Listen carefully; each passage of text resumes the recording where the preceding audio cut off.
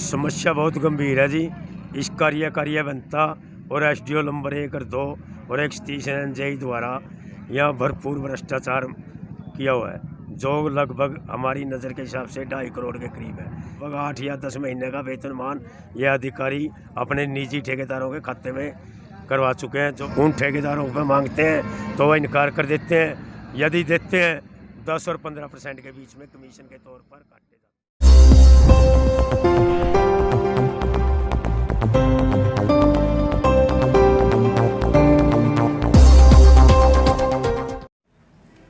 जन स्वास्थ्य विभाग के कर्मचारियों ने जन स्वास्थ्य विभाग के अधिकारियों व ठेकेदार पर करोड़ों रुपए का घोटाला करने का आरोप लगाया है। साथ ही कर्मचारियों का कहना है कि अपनी जेबें भर लेने के बाद जब हम कर्मचारियों के वेतन की बात आती है तो ये अधिकारी पीछे हट जाते हैं और न ही ठेकेदार द्वारा समय पर हमें वेतन दिया जाता, जिसके चलते हमारे परिवारों का पालन पोषण नहीं हो पा रहा है। सोमवार को नरवाना कस्बे में स्थित जन स्वास्थ्य विभाग के कार्यालय के बाहर धरना दे रहे कर्मचारियों ने कहा, उन्हें पिछले 11 माह से अपना वेतन नहीं मिल रहा है, जिसके चलते हमारे परिवार के बच्चे बुजुर्ग जो भी हैं ना तो उन्हें स्वास्थ्य सुविधाएं मिल पा रही हैं, न ही उनके बच्चे स्कूल में ठीक से जा रहे हैं। लेकिन जब अपनी समस्या को लेकर वे जन स्वास्थ्य विभाग के अधिकारियों के पास जाते हैं तो उन्हें दुत्कारा जाता है, बदसलूकी उनके साथ की जाती है, यहाँ तक कि उन्हें काम पर से हटाने की धमकी भी अधिकारियों द्वारा दी जाती है।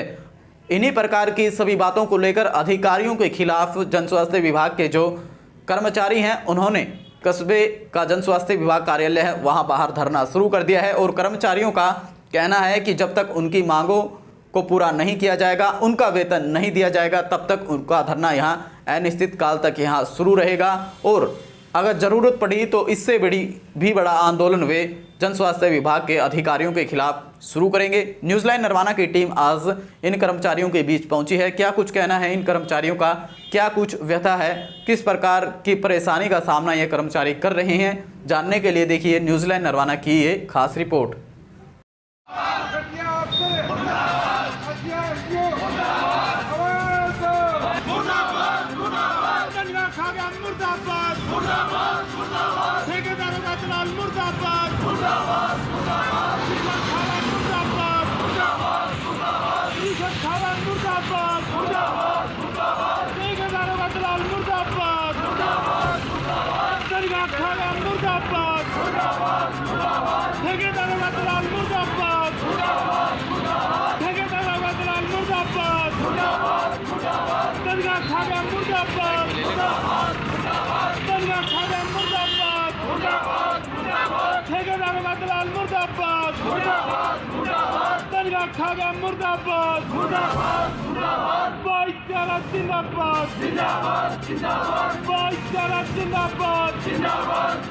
नहीं डरते हम कुर्सी से,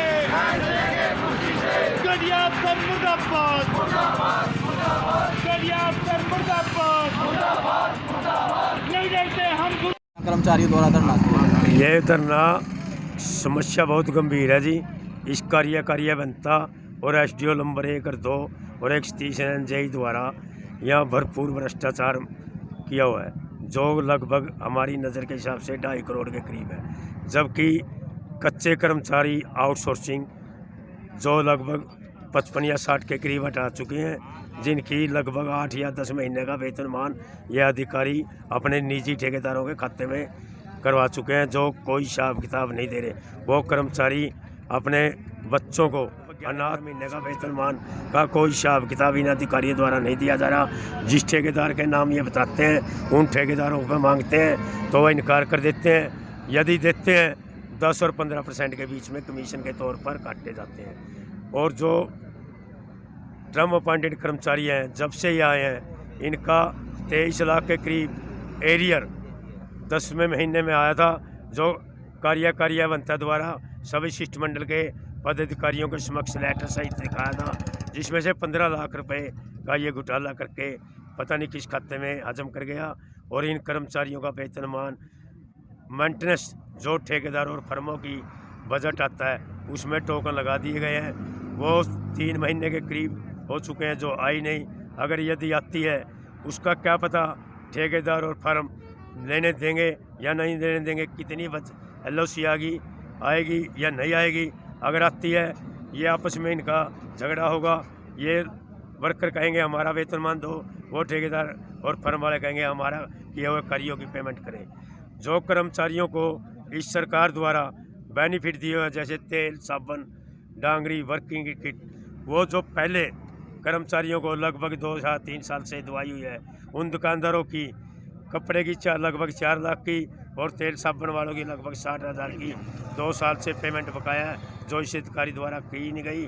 पिछले महीने 70 लाख का बजट आया था, जो पेमेंट इस द्वारा की गई है। जो इस द्वारा घपले किए गए हैं, लगभग पेमेंट उन ठेकेदारों की शिनोटी से बिलों को काट के बिना शिनोटी के उन ठेकेदारों की कर दी गई है। हमारी मेन डिमांड के कारण, समस्या के कारण आज हमारी ये हालत हो सकी है। कर्मचारियों को किसी भी दुकानदार के पास जाएं, ना राशन मिलता, ना दूध मिलता, ना शिक्षा के लिए बच्चों को स्कूल में स्कूल अध्यापक बैठने देते। तो कर्मचारी जाए कहाँ जाए, कार्यालय में आए तो ये अधिकारी बदतमीजी से पेश आते हैं, अब्सेंट फ्रॉम ड्यूटी करते हैं, टर्मिनेट की धमकी देते हैं। तो कर्मचारियों ने मजबूर होकर अपनी एक संगठन की मीटिंग बुला के अंतिम ये निर्णय लिया, वह इन भ्रष्ट अधिकारियों के खिलाफ सरकार को चेतावनी दें और यहाँ धरना अनिश्चितकाल के लिए धरें। जब तक आज यहाँ धरना शुरू है तो क्या कुछ मांग है और क्या कहना है अधिकारियों को आपकी मांगों को लेकर? मांगे तो सबसे बड़ी तो मतलब एक ही है, कर्मचारियों को सैलरी नहीं मिल पा रही। पिछले मतलब जो आउटसोर्सिंग के कर्मचारी हैं, एक साल की मतलब सैलरी पेंडिंग पड़ी है। ठीक है, अब वो कर्मचारी क्या करें। दूसरी तरफ MPW के कर्मचारियों की दो महीने की सैलरी पड़ी है।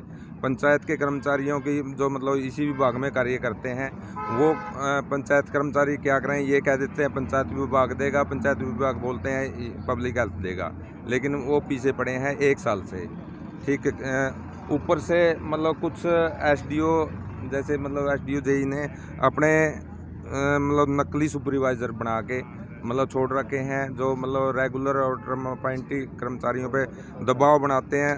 मतलब साइड पे जाके मतलब उनकी एब्सेंट वगैरह बदली, अगर किसी अफसर को बोला जाता है कि भाई मतलब सैलरी दे, तो मतलब उस कर्मचारी की बदली कर दी जावे। ठीक, उसकी एब्सेंट लगा दी जाए, चिट्ठी भेज दी जावे। ठीक है, हम मतलब पूरा शोषण कर रही है अफसर यहाँ के।